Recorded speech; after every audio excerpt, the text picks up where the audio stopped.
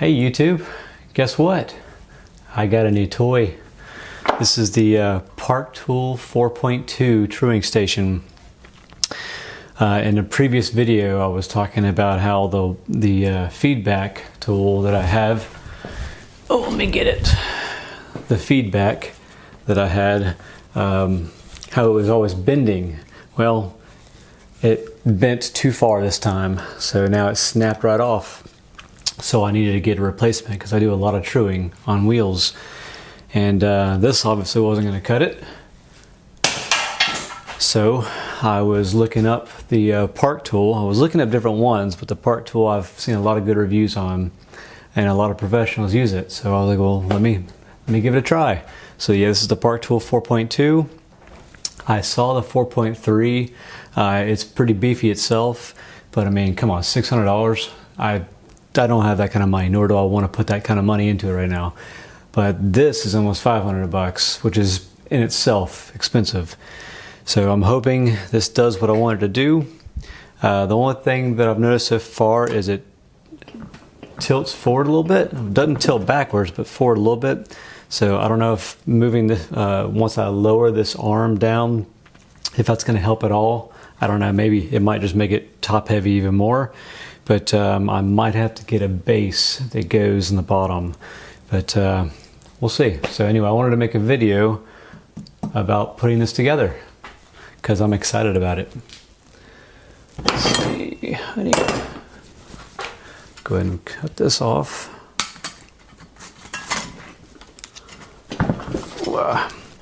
Because I have a couple of bikes that I need to true wheels on, and I've been holding off on it because I wanted to wait for this thing to come. It was supposed to come tomorrow, but it came early, so I can't complain about that. Ooh, moves nice. But I'm still a bit worried about it being lopsided, so I might have to immediately buy the bottom, the little base that goes in the bottom. And I also know that I have to somehow make sure these arms are perfectly, I don't know, equal.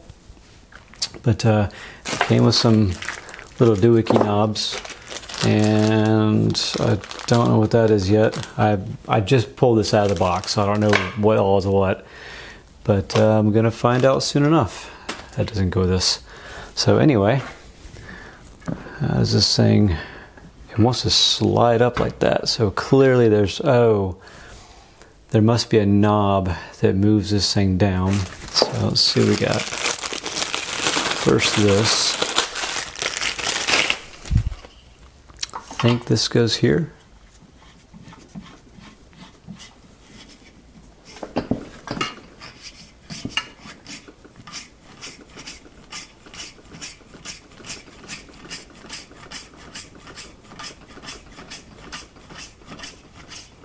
What does this do? Doesn't seem to be doing anything right now.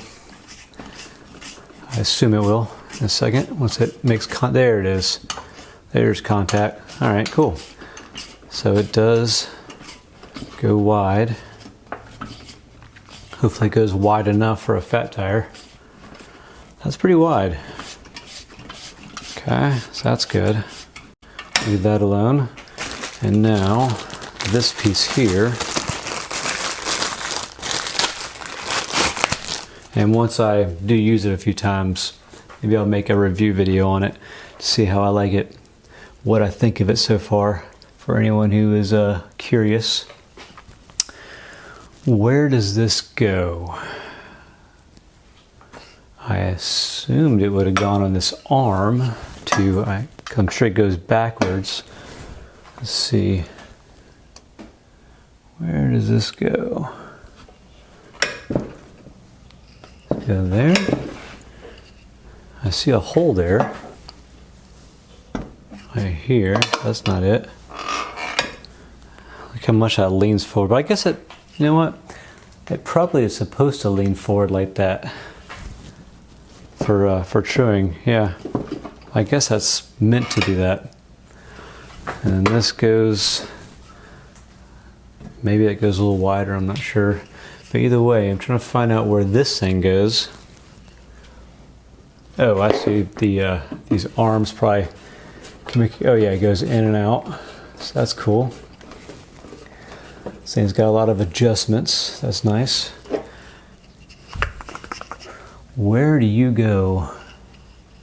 Unless, I can't imagine it goes here as well to make it go wider. I don't know.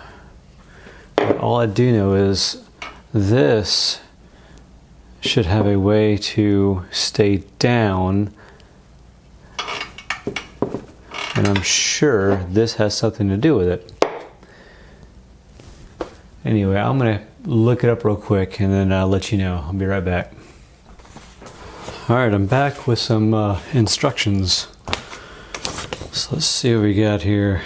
So I see the long knob goes somewhere below. So let's see what it does.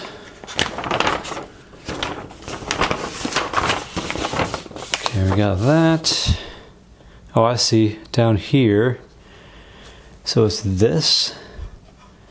Oh, okay. So I guess this was just a, probably can't see it.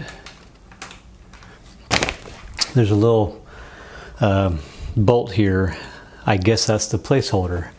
So let's take that off.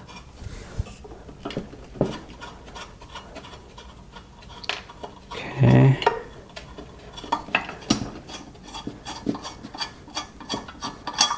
There we go. And I guess, I'm assuming maybe they want you to use this on the end of it so that it doesn't just scratch the paint.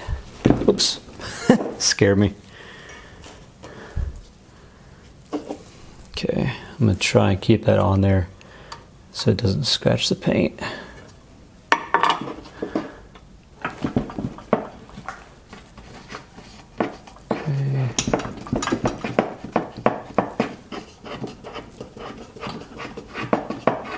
Wow, it needs a lot of space.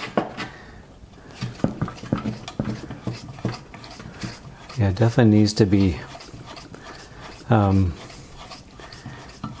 lifted up a little bit because this knob here is rubbing up against the table. So I'm sure it probably wants to have some more. There we go. Oh, and also, maybe I don't want that little red piece on there because it's kind of wiggling around. But that's cool. Look at that. Moving forward. Pretty neat. Seems pretty cool. Oh, let me take this. Hang on a second. There we go. I was noticing I had some pieces sitting below it.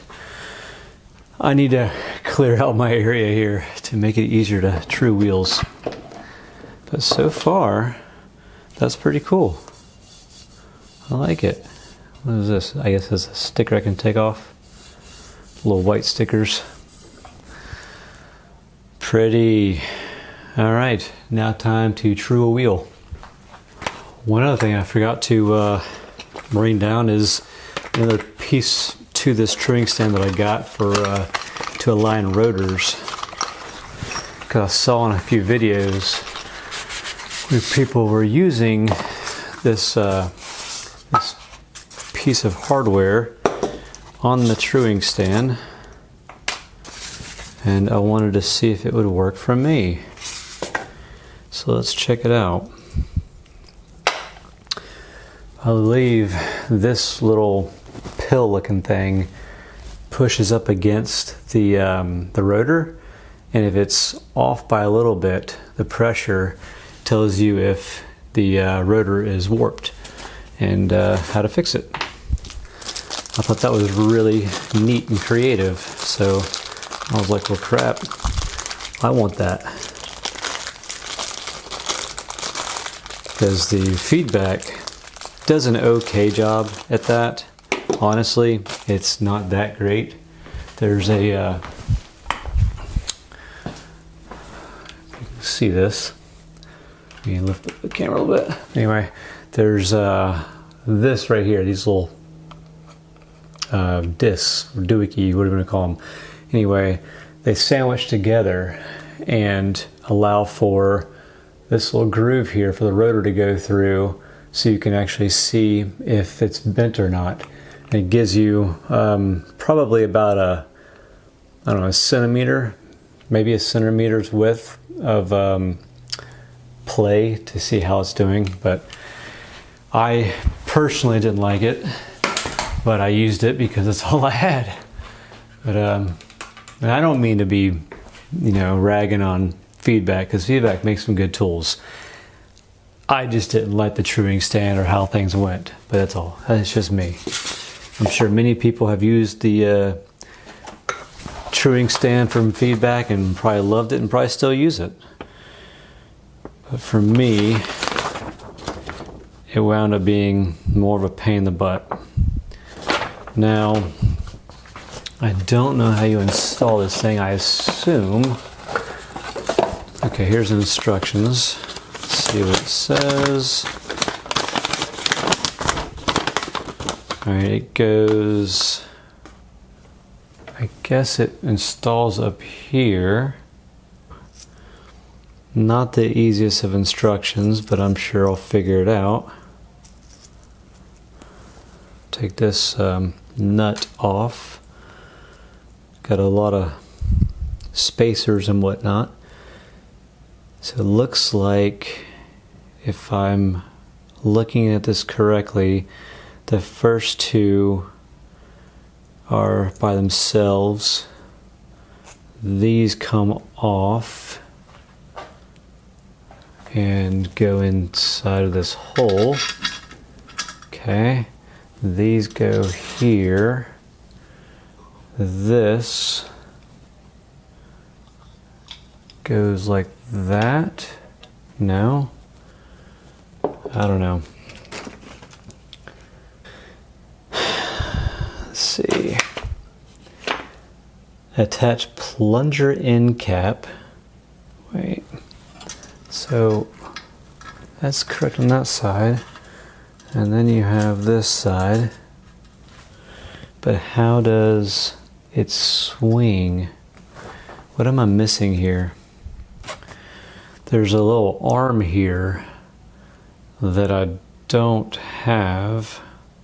And is there more that I have to pay for? Or more that I have to buy? Potentially. Because I've got this piece. So it says attach plunger end cap using supplied hex wrench. Do not over tighten. And that's 1756, which is,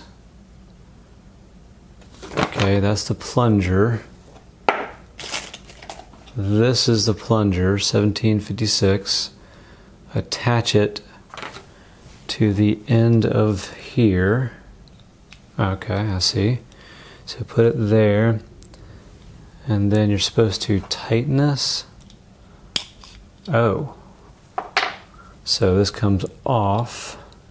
There's a little piece at the tip of this thing. I guess I gotta take this out and hope I don't lose it, because I'm really good at dropping stuff and losing it. So that fits over it. All right, and I guess this goes on top. There we go. No, that's wrong. I think I have that installed wrong, because it should be flush.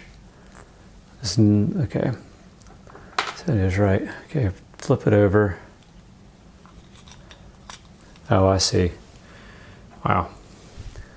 Not the easiest thing to install, but I see what it needs to do. There we go. Okay, so don't over tighten, didn't over tighten it, just enough. Okay, so that's on there.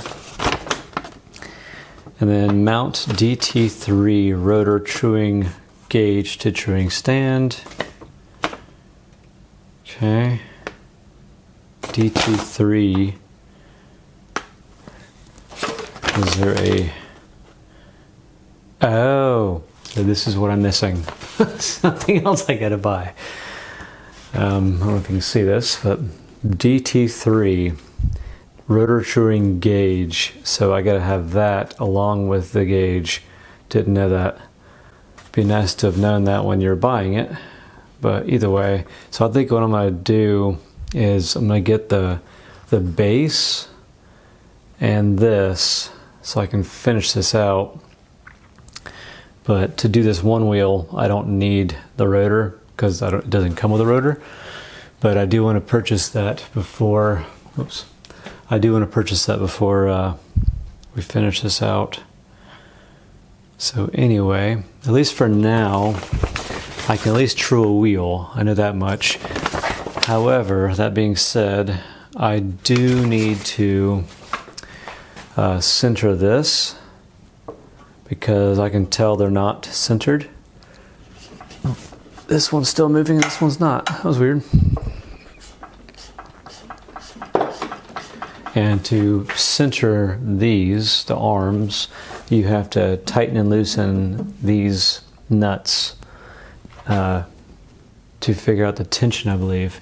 And they actually have a tool. So many things you have to get to make this thing right. You'd think it would just come already done. Yeah, they have a centering gauge tool. I don't know that I'm going to use that, but I might be able to, I don't know, I got to figure that out. But anyway, other than having to get these little pieces in order to make this thing work well, I know for a fact from what I've seen from other videos and the people using these things, this tool works great once it's all configured and ready to go. So anyway, I just wanted to show you my little toy, my tool to be using on wheels going forward. So you'll be seeing this in videos going forward. Anyway, see you later.